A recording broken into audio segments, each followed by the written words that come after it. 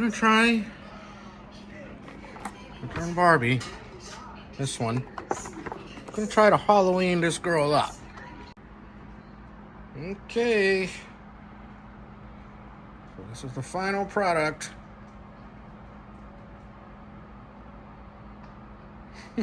That's Ken. As you can kind of see, he's got a drink in his hand. That's brother boyfriend, I guess. Bluto, we'll call him. And then I threw some legs in there. What I did is I tore the legs off the skeletons and just stuck them in there.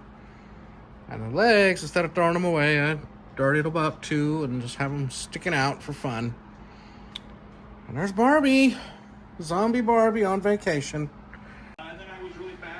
Okay, last thing I did. I added lights.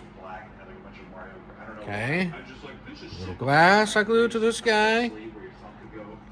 Or another guy back there. He's got a little cup too. Somewhere you can see.